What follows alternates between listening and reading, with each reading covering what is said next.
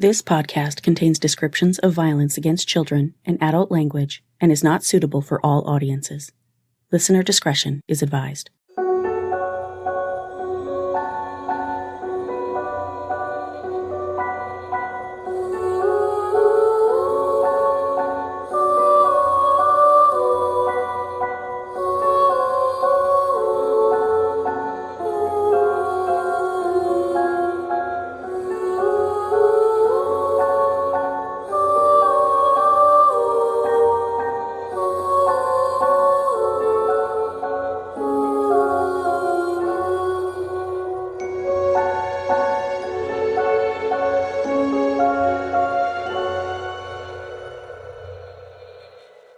Hi guys, and welcome to Suffer the Little Children, the true crime podcast giving voices back to the victims of child abuse and shining a harsh spotlight on the parents, guardians, and caretakers who silenced them. I'm your host, Laine, and this is episode 30, Keaton Boggs. A little West Virginia boy endured the death of his father and was subsequently sent to live with his paternal grandmother, aunt, uncle, and 3 young cousins. 9 months later, 5-year-old Keaton Boggs was brought to the emergency room, suffering from a catastrophic head injury and obvious signs of abuse. After 2 days, Keaton died in the hospital, and his grandmother, aunt, and uncle were arrested in his death and accused of inflicting months of unimaginable abuse and neglect on the helpless little boy. This is the heartbreaking story of Keaton Boggs. My sources for this week were West Virginia Metro News, WV News, Facebook, Jessica Bishop Holt, Crime 411, Justice for Keaton Facebook group, The Sun, WCHS 8 Eyewitness News, Fatherly, Children Wisconsin, Stanford Medicine, Amos Carvelli Funeral Home, Dorsey Funeral Home, and Harmer Funeral Home. Before I jump into the episode today, shout out to my newest patron, Courtney Sherwood, who says her mom also listens to the podcast. Hi, ladies. Courtney, thank you so much for your support. If anyone else would like to make a monthly pledge to support the podcast and get me that much closer to my goal of permanently devoting myself full-time to the blog and the podcast, please visit sufferthelittlechildrenpod.com and click Become a Patron in the upper right corner. I will also gladly accept one-time donations, which can be sent by visiting sufferthelittlechildrenblog.com and clicking the Support tab at the top of the page. Thank you all so much. I truly appreciate my listeners, and I think that together we can make a difference. I wanted to touch on a couple of other things this week as well. The first is a video clip circulating on TikTok and other platforms. In the original video, which was live streamed on Facebook, a man named Ronnie McNutt very suddenly ends his life with a shotgun blast to the head. It is an extremely graphic, shocking, and traumatizing video, and the only reason I'm mentioning it is to warn parents about it, because thousands of children, through no fault of their own, have seen this video by accident or via older siblings who have been showing them the clip just to record their reactions. I can't stress enough how traumatic watching this video is, even for adults, so for a child, there's no telling what damage this video could do. My 12-year-old son came across it by accident when a user who re-uploaded the clip popped up on his TikTok For You page. I watched the video as well so I could put into perspective what he had seen, and I can't put into words how graphic, abrupt, and horrifying it was. I've spent days talking about it with my son, trying to humanize Mr. McNutt, who was a military veteran and evidently suffered from PTSD, but also trying to explain to my son why a lot of people are treating the video as a meme or using it to prank or jump scare other people, including younger siblings. If your child uses TikTok especially, although the video has been re-uploaded to other platforms as well, please talk to your children. Find out if they've seen this video. If they haven't, warn them about it. The best advice I've heard so far is either to stay off TikTok for a while, or, barring that, to scan the comments of each video before watching it to be sure the video is what it appears to be from the thumbnail, because it's often disguised by something else or embedded in an otherwise innocuous video. I just want as many parents as possible to be aware of this video to protect their kids from seeing it if possible, and if they've already seen it, to address it with them. The internet's an awesome place, but sometimes it really sucks. The second topic I wanted to bring up on today's episode is the recent debut on Netflix of an unbelievable and completely unacceptable French movie named Cuties, which purports to have a strong message against child sexual exploitation, but actually showcases 11-year-old girls dancing in an extremely suggestive and often openly sexual manner, touching themselves and each other, writhing around on the ground, and displaying their scantily clad bodies to the cameras. I saw a clip of one of their dance routines, and I'm not exaggerating in the slightest when I say that if they were wearing any less, it would absolutely qualify as child pornography. It's that explicit. I'm disgusted beyond words that Netflix would allow this movie on its platform. There are a number of petitions on the internet right now to pull the movie off Netflix, and a lot of people are either threatening to or actually canceling their subscriptions. The sexualization of children cannot be glorified and normalized under any circumstances. Okay, I'm hopping down from my soapbox now. It's high and the air's thin up there. Sorry for the extended intro rant. Let's turn our attention now to a sweet little boy from West Virginia who deserved much better than he got.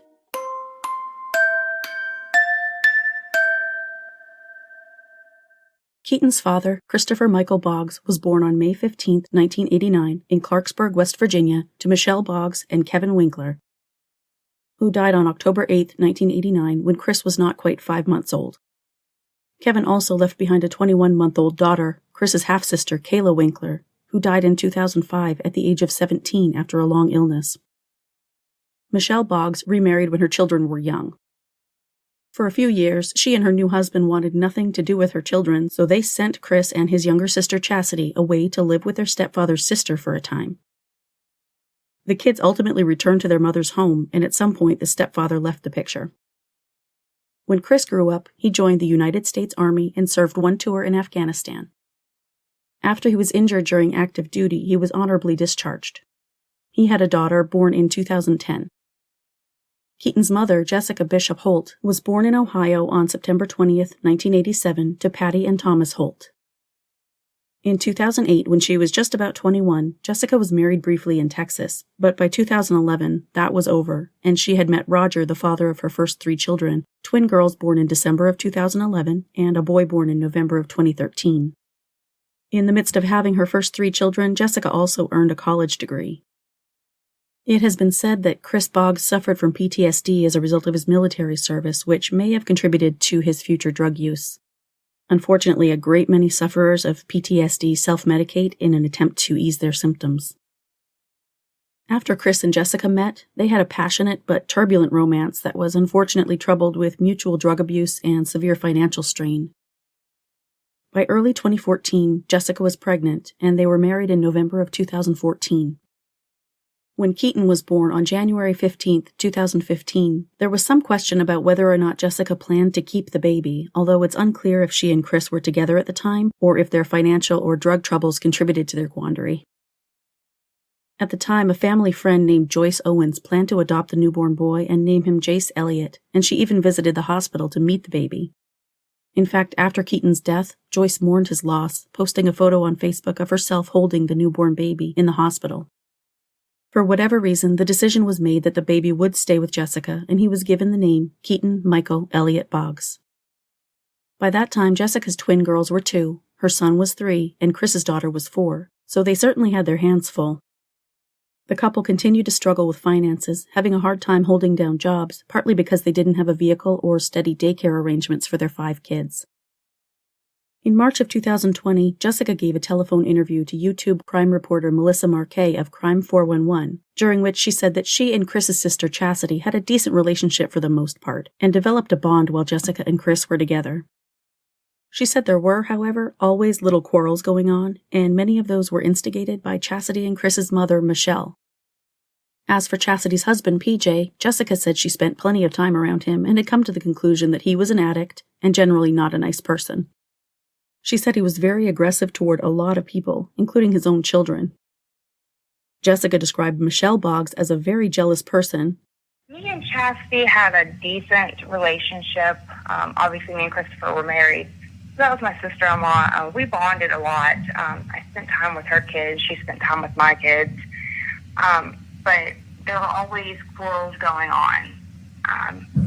Michelle started so many problems in her family and my family, mine and Chris's family, like our little family together. Michelle was a nasty, nasty person.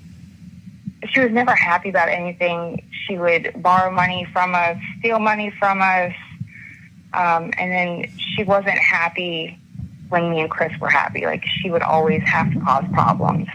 She thrived in misery. He loved his mom, but he told me stories and stuff about how she acted, and always forcing, like, he said he remembered being sick, but not being sick when he was little. And I can't remember who told me, it might have even been Christopher, but I mean, that's so long ago, that she had him in and out of hospitals and doctors, and that there's never really anything wrong with him.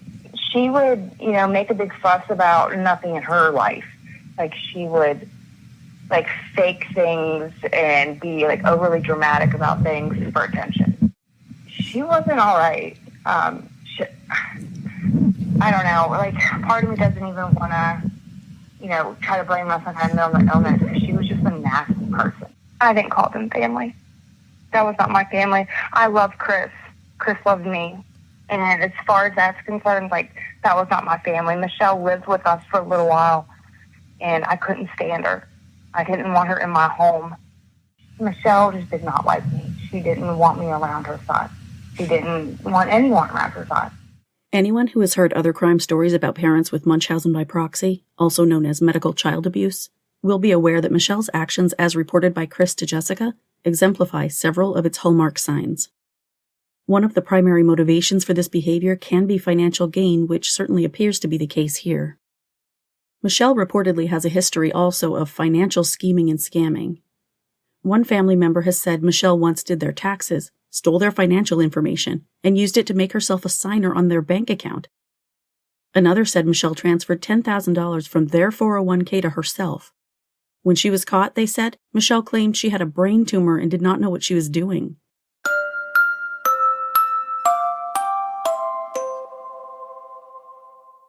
Chris and Jessica's relationship completely fell apart in the fall of 2015.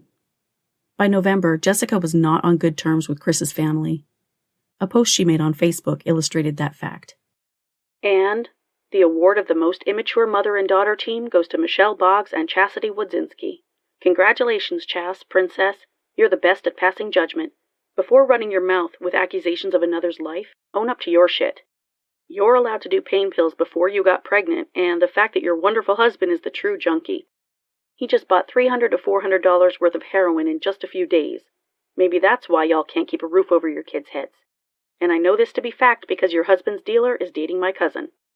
The award of the slimiest snake goes to Michelle Boggs. I really am sorry you can't keep your bills paid because you can't pass up a hotspot. It's so bad you've turned into a drug dealer yourself. You got so mad because your son and I quit offering to sell your pain pills for you. But of course that quit being pure profit because you and your little friend couldn't quit doing them and had to turn to perk 30s. You told me those finally fucked you up. And no one trusts you with money, period. Your own mother, Judy Boggs, called to verify that you needed the money you asked for what you said you were using it for. Which, by the way, was a lie that you told Chris and I to go along with. How's it feel to be paying on shit from errands and can't use it because it is pawned and gone? And had other people pawn in their name because you had too much pawned in your name. Y'all really know how to be a supportive family to Chris, but you'd rather be evil and hateful. Do you feel good with yourselves about how you treat him? Several family members, including Michelle's mother, Judy, as well as Chris's sister, Chastity, responded to the post. Chastity said, Jessica, you can say what you want. I have been nothing but nice to you, and then you turned around and lied to me. I never said a bad thing until the truth come out, and you're just mad because you got called out. And by the way, as far as keeping a roof of my kid's head is none of your business because you bought a trailer over a year ago for $700 and still owe $400, and your electric is hooked up when it shouldn't be. So look in your own backyard first.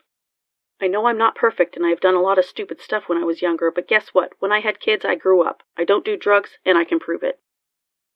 Chastity's husband, PJ, evidently responded using Chris's Facebook account, saying, First of all, you stupid bitch, Chas does not do anything but now and not before, and yes, PJ, me, has fucked up in my life, but have been clean for a long time now, and at least when I messed up, I never put a needle in my fucking arm, you stupid bitch, and you can make stuff up all you want now, I don't care who see it anymore. Yes, at one point in my life I was in a bad place, but never that shit, and never had to sleep with other people to get what I wanted. So say what you want about me, but Chas does not do anything even when I was bad. If it was not for her, I don't know where I would be. She is so much better than you, and that's the only reason you hate her. After Chris and Jessica broke up, both continued to struggle with drug addiction. By 2016, Jessica was estranged from her family, and her mother, Patty, posted impassioned pleas on Facebook for her daughter to get clean for the sake of her children. Jessica had blocked Patty on social media, but others saw the posts and shared them with Jessica. At some point, Jessica lost custody of her children, which may have had something to do with one of her multiple arrests. By June of 2019, Chris and Keaton, apparently along with Michelle, Chastity, PJ, and their kids, had moved to Pennsylvania, where they lived with Chris's girlfriend Cassandra, her son, and her mother. Chris and Cassie reportedly had an excellent relationship, and Chris had been clean for quite a while by that time. He was a volunteer firefighter with the West Wilmerding Volunteer Fire Department Station 211, and he was making a living working for a landscaping and construction company. Then, on June 16, 2019, Christopher Michael Boggs unexpectedly died. Chris spent most of the day on June 16, 2019 with his mother, Michelle, who reportedly thought she was the beneficiary on a new life insurance policy Chris had been issued. After he and Michelle spent the day together, Chris, who hadn't touched heroin in months, went home, sat down on the toilet with his pants down, and just died. In his obituary, Chris was described as a kind person who always was willing to help out his community. He was often given praise by his boss for his hard work. Chris loved to hunt, fish, and ride dirt bikes. He was also a talented tattoo artist. Chris loved to spend time with his family and friends, especially his children. Although Chris's death was caused by an overdose of heroin, there were no needles, tourniquet, drugs, or any paraphernalia found on him, with him, or anywhere he could have had access to them. There were also traces of fentanyl in his system. Several family members suspected foul play, which was only reinforced by Michelle's behavior at the funeral home, where she screamed and yelled at an employee after she found out that because Chris and Jessica were still legally married, Jessica would be the beneficiary of Chris's VA benefits. At Chris's funeral on June 28, 2019, Michelle also blamed Jessica for Chris's death, even though they had not been together in a couple of years. Nonetheless, Michelle insisted it was Jessica's fault, saying she was responsible for getting him hooked on heroin in the first place. And this is kind of hard to explain, but I feel like, because she had blamed me at Christopher's funeral for him overdosing. She blamed me, and we hadn't been together in a couple years, and I had since gotten clean. But, I mean, I can understand where she had some bitterness towards me because we used heroin together. And I feel guilty about that to this day. I wish we could have got clean together and a lot sooner, like, because stuff wouldn't be happening. But that's not the reality of it. And I don't know, like, in my mind, it makes sense that she maybe had, like, I don't know, like, she kind of felt like I took her son from her. Maybe she wanted to take my son from me. I don't know. Like, these are just things, like, floating around in my head. And I'm trying to make sense of them, and they're not making a whole lot of sense. At Chris's funeral, Michelle took Keaton, put him in the car, and took him away, not even having the decency to let him say goodbye to Cassie, her son, and her mother, who considered Keaton family. Keaton was immediately dropped into Chastity's lap, moving in with her, PJ, and their 3 kids. Michelle, who was essentially homeless, went to stay with a friend for 3 months. During those 3 months, Michelle never visited Keaton. She was only interested in him to go to court to obtain legal guardianship of her grandson. After Chris died, because Jessica was still working on her recovery from her drug addiction, Michelle Boggs was appointed as Keaton's legal guardian, which means she had physical custody of her grandson and was responsible for medical decisions, school placement, and meeting Keaton's basic needs. Chastity and PJ were appointed as Keaton's legal guardians, which meant they were legally responsible for their nephew's finances, including any assets he inherited after his father's death. Usually the same person is appointed as a child's guardian and custodian, but not in this case, which might have something to do with Michelle's reported history of financial schemes and insurance fraud. Staying very much in character, Michelle never told Chastity that she had applied for benefits in Keaton's name. Michelle soon received her first benefit check for Keaton, which was in the amount of $2,100. Somehow Chastity and PJ found out. They told her to hand over the check or come and take Keaton. To shut them up, she gave them $1,500 to make necessary repairs on a home they were waiting to move into. Michelle then reportedly gambled the rest of the money away. The only time Michelle saw Keaton during the 3 months she lived with her friend was on one occasion when she sought out Chastity to ask her for cigarette money. She was warm and loving toward Chastity's children, but she did not even acknowledge Keaton, who hid behind Chastity for the duration of the encounter. In October, Michelle moved in with the Wodzinski family. At this time, PJ was unemployed. According to Chastity, in comments made on Facebook, the couple's middle child was diagnosed with sensory processing disorder and pica, a psychological disorder that causes the compulsion to eat things with no nutritional value like dirt, paint, ice, hair, glass, or other substances. He had an IEP at school, which meant the school provided him with special accommodations, and it was possible he would eventually be diagnosed with autism. It's been said the little boy was aggressive, violent, and described as problematic. He is said to have kicked Chastity in the stomach when she was pregnant with his younger sister. This family was so desperate for money that they reportedly took this little boy off all of his medication just so they could apply for SSI benefits. The apple really doesn't fall far from the tree, does it? On January 6, 2020, in what appears to be an attempt to either seek attention or build an alibi, Michelle sent a family member a series of photos showing bruises all over Keaton's head and body. I'll include a screenshot of these photos in the Facebook album for this episode. Michelle told the undisclosed recipient, with whom she hadn't spoken recently and who said the message was out of the blue, that Keaton had been hurting himself since his father's death and that she had him in therapy a couple of times a week. It is not clear, although it seems highly unlikely, if Keaton was actually seeing a therapist. Keaton had his 5th birthday in January, and the family held a small birthday party for him at home. Several weeks later, they had a bigger birthday party for him at a cartoon headquarters location. In several photos from the birthday party, which was attended by Michelle, Chastity, and PJ, Keaton's face is covered with large, obvious bruises. After Chastity posted the photos on Facebook, a family member asked, "Chas, what in the hell happened to his face?" Chastity responded, "The dog knocked him down the steps the other day. He was coming down, and the dog come down behind him and wiped him out." Many people have questioned why no one called CPS after seeing these photos, but by all accounts, Chastity and PJ were excellent parents to their own 3 children, so there was likely no reason to disbelieve Chastity's explanation, especially if it was the first time most of Chastity's Facebook friends had seen injuries on Keaton. It's easy to say in hindsight, I would have done this or someone should have done that, but in truth, if a trusted friend or family member gives an explanation for something, we tend to believe them. Remember, the story didn't come from Michelle. In February, Chastity scheduled an appointment with a specialist to come to the house to help her daughter with some of her milestones. It was initially reported that this person worked for CPS, but that has been proven false. When the person was scheduled to arrive, Chastity allowed Keaton to sleep over at the home of Michelle's mother, Keaton's great-grandmother, Judy Boggs. It is believed that Chastity was trying to get Keaton out of the house so the visitor would not report his injuries to CPS.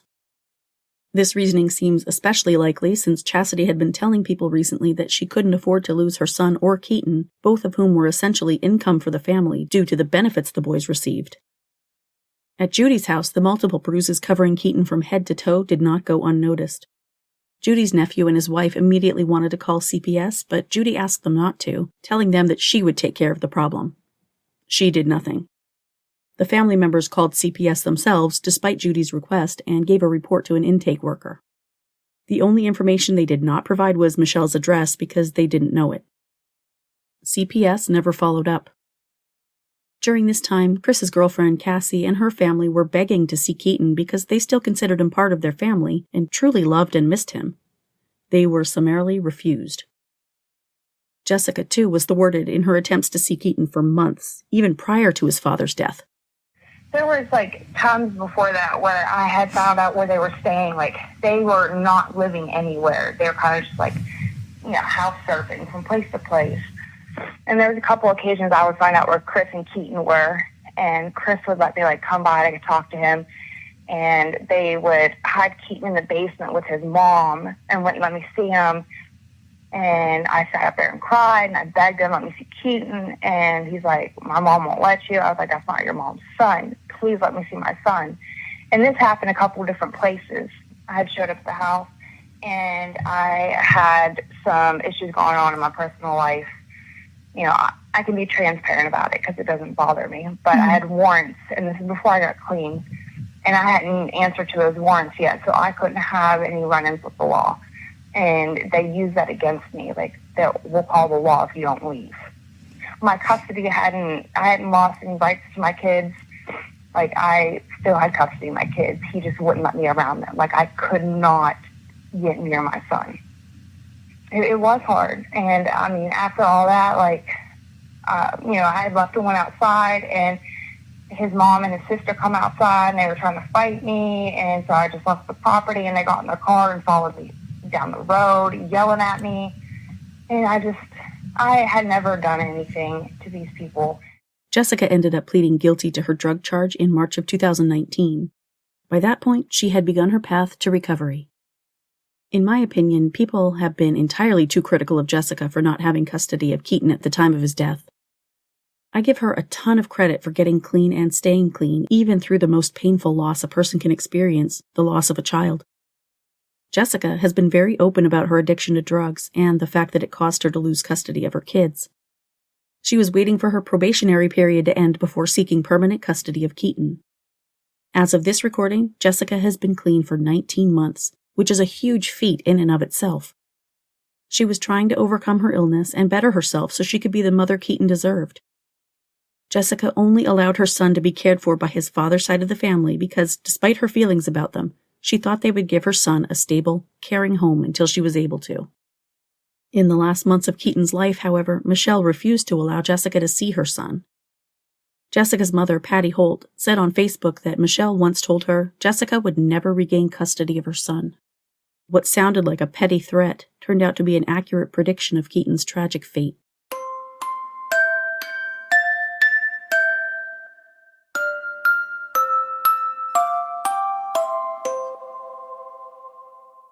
On Wednesday, March 18, 2020, Michelle, Chastity, and PJ discovered Keaton unresponsive and, instead of calling an ambulance, drove Keaton to the emergency room. The various stories told by Michelle and Chastity ranged from Keaton causing his own injuries to falling over a dog to falling down the stairs, and they even said at one point that he was completely fine when he went to sleep, but then he wouldn't wake up. Medical staff and social workers saw through their bullshit. Child Protective Services was called in, and Keaton was placed into state custody while he remained in the hospital. West Virginia state troopers were also summoned to investigate. When he arrived at the hospital, Keaton was intubated and resuscitated before being airlifted to J.W. Ruby Memorial Hospital. He suffered from a multitude of injuries, both old and new, including bleeding on the brain, ear injuries, and bruising to his head, the right side of his face, his neck, and his collarbone. At Ruby, doctors determined that Keaton had suffered a catastrophic brain injury, which had caused irreversible brain damage that could not be repaired by surgery. They realized almost immediately that Keaton's injuries would be fatal. In addition to the vast number of bruises covering the 5-year-old boy from head to toe, he had also suffered a 1.5-inch laceration to his penis, as well as injuries to his testicles and his inner thigh. When Michelle was asked by medical staff at Ruby about the genital injuries, she told them Keaton was constantly touching himself, and she told him she would cut it off if he didn't stop playing with it. Let that sink in for a moment. Children naturally begin exploring their own bodies at a very early age. Touching themselves is an absolutely normal behavior starting in infancy. Exploring their genitals is no different to a kid than examining his fingers and toes. They want to know how their bodies work and what function each part serves. His own sex organs have no sexual context to a child because his experience with those body parts has ideally never been of a sexual nature.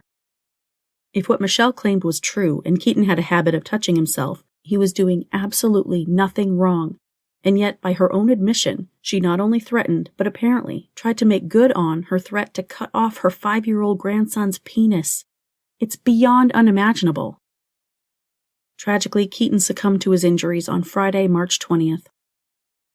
The investigation led West Virginia State Police Sergeant P.B. Cork and the troopers looking into Keaton's death to believe that Michelle, Chastity, and P.J. maliciously inflicted substantial physical pain, illness, or impairment of physical condition by other than accidental means, thereby causing the death of 5-year-old Keaton, who had only lived with the family for about 9 months.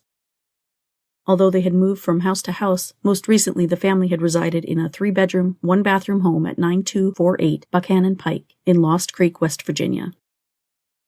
As to why Michelle might have harmed Keaton when she may have been profiting financially from having custody of him, Jessica said something highly sobering. At what age do children stop being a benefit? When does the burden of a child outweigh a benefit? After Keaton's death, 48-year-old Michelle Lynn Boggs, 29-year-old Chastity Nicole Wodzinski, and 32-year-old Peter James P.J. Wodzinski Jr. were arrested and each charged with 1 count of felony death of a child by parent, guardian, or custodian by child abuse. They were all booked into North Central Jail without bond. The 3 accused child abusers quickly secured attorneys after their arrests. Michelle is being represented by Dreama Sincanen of Clarksburg. Harrison County Deputy Chief Defender Perry Jones represents Chastity, and PJ is represented by Clarksburg attorney Jason Glass. All 3 defendants waived their rights to probable cause hearings, a tactic which may have been employed to pave the way for all 3 attorneys to petition for bail to be set. Jason Glass said he would seek bail at some point. To date, no bail has been set for the 3 defendants, although Michelle's attorney attempted to get her out of jail due to the threat of COVID-19. On April 9, 2020, a bail hearing was held in which Michelle's attorney requested bail between $20,000 and $50,000 for Michelle, expressing concerns about Michelle's chronic obstructive pulmonary disease, her use of oxygen full-time, her peripheral artery disease, a heart attack she had in February that required surgery and the placement of 3 stents, and other unspecified medical conditions, all of which Ms. Sincanen claimed left Michelle at a high risk of contracting COVID-19. She told the judge, "Her interest at this point is being somewhere she is physically safe and not exposed to the virus more than absolutely necessary given her health conditions." Also in April, a jail official said that Michelle, who is wearing an oxygen tube in her mugshot, was isolated in a room in the medical department, receiving daily medical treatment and review from nurses, and was seen once weekly by doctors. Because some of Keaton's injuries were older than others, Harrison County Circuit Judge James A. Madish asked Ms. Sincanen about the timing and duration of Michelle's hospital stay after her heart attack and subsequent surgery, thinking out loud about whether some of the boys' injuries could have occurred while Michelle was in the hospital. Ms. Sincanen's response was, "Your Honor, Ms. Boggs indicated that is entirely possible." Well, of course she did. Judge Madish told the attorney he would leave the door open for you to get me some more medical information so I can reconsider it. But he ultimately denied the bail request, saying, "I don't really have a whole bunch of information I can go on at this time with respect to her medical condition. I'm not made aware of any cases of COVID-19 virus being found in North Central Jail. It does sound like she's being taken care of by the medical facility that is there at this time. I know that I would not set a bond in the amount of $50,000 in this matter given the facts and circumstance of the case as they've been presented to the court at this time. The court's aware that her physical condition may very well put her at increased risk, but there are a lot of people that are at increased risk from contracting the virus at this time. I don't know that anyone's safe from it." Chastity Wodzinski has also been denied bail by Judge Chris McCarthy. She maintains her innocence. It's not clear if her husband PJ and his attorney Jason Glass ever sought bond, but the 3 remain in custody in the North Central Regional Jail. On Wednesday, September 9, 2020, after a delay in the court process due to the COVID-19 pandemic, a Harrison County grand jury indicted Michelle Boggs, Chastity Wodzinski, and PJ Wodzinski on their charges of death of a child by a parent, guardian, or custodian by child abuse. If the 3 are convicted, they could face 15 years to life in prison. Some people online have expressed displeasure with this charge, claiming that the 3 should be charged instead with first-degree murder, but I don't see how that's possible.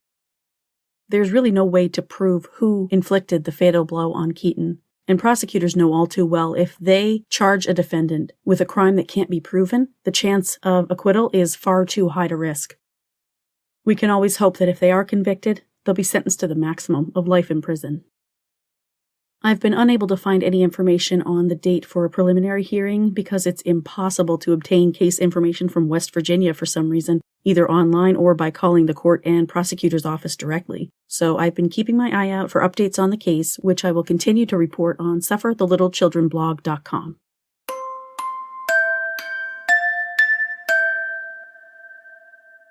We're left to wonder which member or members of the Boggs-Wodzinski household actually caused Keaton's injuries, and equally important, we have to wonder how any adult in the home could witness or even suspect such egregious child abuse and allow it to continue.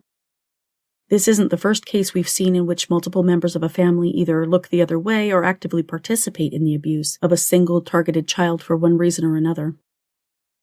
In the case of 11-year-old Amy Deal, who died in Arizona in 2011 and who was the subject of episode 9 of this podcast, the family culture of abuse was discussed at trial. 5 members of Amy's family were ultimately convicted of crimes connected to Amy's death, which was caused when she was padlocked into a plastic storage container overnight. 5-year-old Lauren McConnell, who I featured in episodes 27 and 28, also fell victim to 5 members of her family when she died of starvation and salt poisoning in 2010 in Indiana. In the case of 12-year-old Alex Hurley, who died of blunt force trauma to the head in February of this year, 4 family members and a family friend are all awaiting trial on charges relating to his death. In that case, a lot of Alex's abuse was recorded on video and shared between the family members' phones. How does this happen? How can anyone become so complacent to the brutal physical abuse of a child in their own family that they can ignore, condone, or even contribute to the abuse? There are many factors that result in child abuse, and although they're different in every case, it is usually caused by a combination of factors. In this case, the financial strain and the stress of poverty almost certainly played into it. 7 people, including 4 young children, were living in a single, dilapidated home with 3 bedrooms and 1 bathroom. They had so little money that they took one of their children off medication just to apply for government benefits.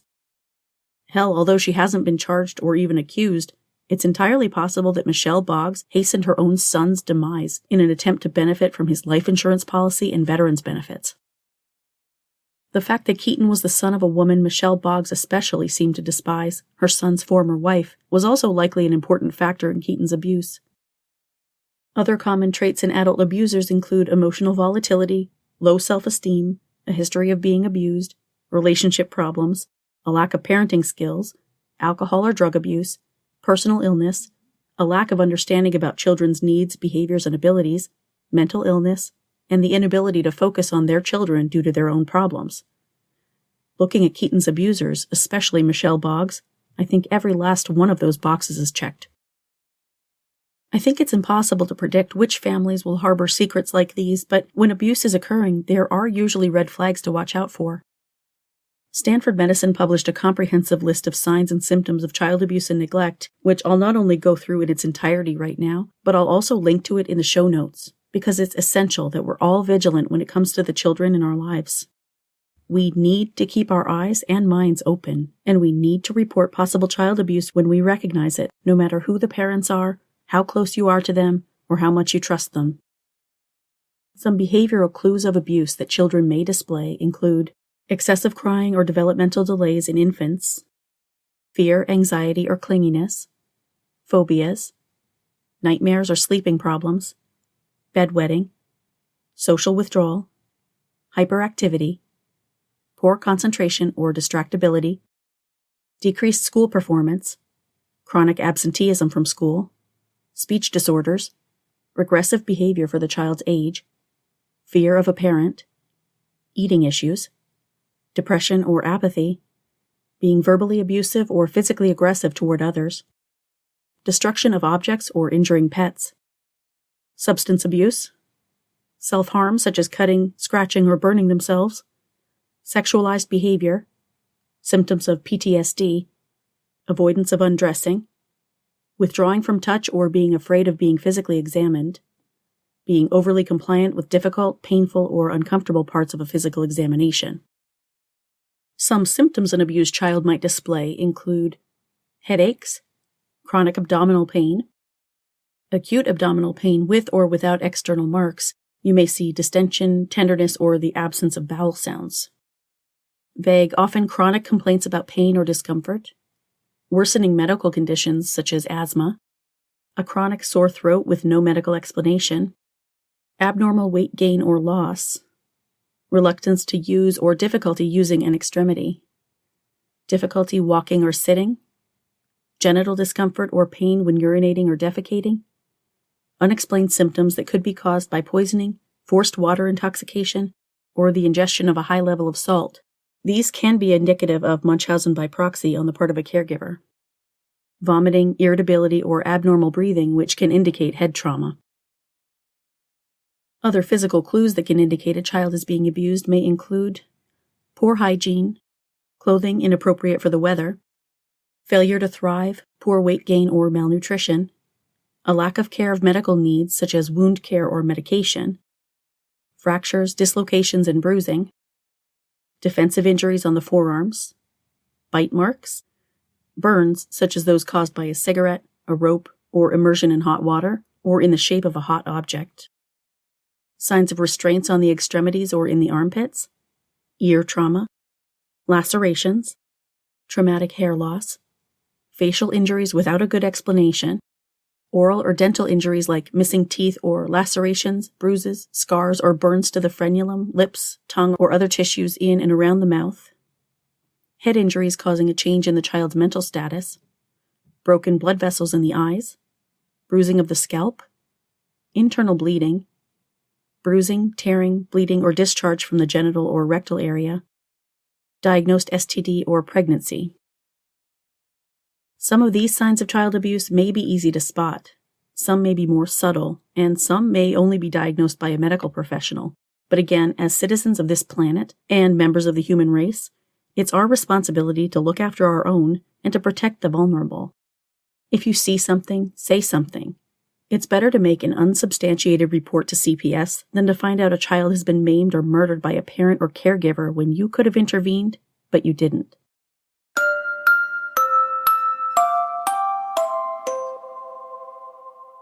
Keaton's mother, Jessica, and her family have lost far too many loved ones in the past several years. In 2008, Patty Holt's sister, Terry, died of cancer. In 2012, Jessica's sister, Angie, passed away. In 2017, Jessica's other sister, Allie, had a daughter named Hazel Lee, who gained her wings at only 1 month old. Interestingly, Joyce Owens, who had once planned to adopt Keaton, was Hazel Lee's godmother. Jessica was still married to Chris Boggs when he died in 2019, and then their son, Keaton, joined him in March of this year. Most recently, on June 16, 2020, Jessica's mother, Patty, passed away unexpectedly. Patty, who was married for 47 years to Jessica's father, Thomas, would have turned 63 this month, and according to her obituary, she enjoyed going to church, having cookouts and gatherings with her family and friends. She loved relaxing on her porch while listening to the frogs chirp at night. She never failed to make time for her loved ones, no matter the occasion. Patty was laid to rest at Wallace Lyons Cemetery next to her late daughter, Angie. My heart goes out to Jessica and her entire family. I hope they're all able to find strength, resilience, and peace. Jessica has been clean for 19 months now and is the head of a sober living home. No one decides one day, I want to be an addict. Nobody decides one day that they want to be homeless on the streets for years shooting dope. Like, that's never a thought for someone. It's hard. I mean, you can get into it really, really quick, but it's harder to get out. It takes more time to get your life back together than it does to destroy it.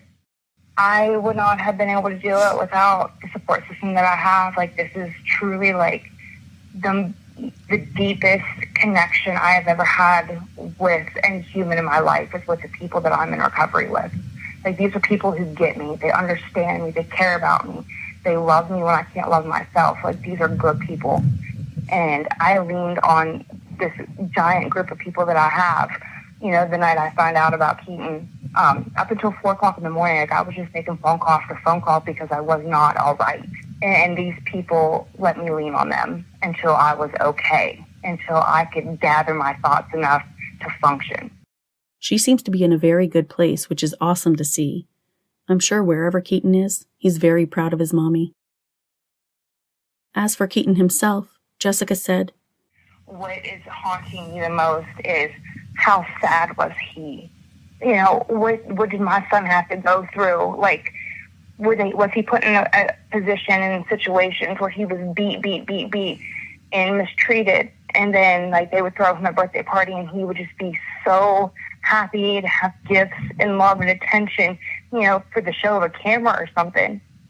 They did what they did, and I can't fix that. I'm like I said, I'm struggling with, knowing that my son has gone through this since his dad has passed." Keaton's obituary mentioned that he loved fire trucks. He, does that, the youngest child syndrome, where they're, just the naughtiest and they know it. That's just how he was. He was a real quiet, real sweet baby. When he turned about a year old, he started getting, I'm going to be wild. Watch me do this. When he wanted bubbed on and he wanted cuddles like his siblings, that's what they did. There's a certain kind of love that you have for your youngest. And, that was my last baby. That was my last little guy. Rest in peace, Keaton. Justice for you is coming, and we will never forget you. That's it for this week, guys. Join me next week for another case. If you like the show, please leave me a 5-star rating and a positive review on your favorite podcast platform. And please subscribe to Suffer the Little Children on Apple Podcasts, Google Podcasts, Spotify, Stitcher, or your favorite podcast listening app. Email tips, comments, questions, or case suggestions to sufferthelittlechildren.pod@gmail.com. You can also subscribe on YouTube by searching Suffer the Little Children Podcast. Visit the website at www.sufferthelittlechildrenpod.com, where you can listen to episodes and become a patron for rewards ranging from a shout-out by name on the show to exclusive gifts. Follow the podcast on Facebook, Instagram, Tumblr, and Pinterest at Suffer the Little Children Pod, and on Twitter at STLCpod. View photos related to today's case on Facebook and Instagram. Read more about today's case and many others at sufferthelittlechildrenblog.com. This podcast was written, hosted, edited, and produced by Laine. Intro theme music is by Dream Note Music. Other music and sound effects for the show were created using sounds from audiojungle.net. Hug your babies a bit closer tonight. Until next week, bye guys.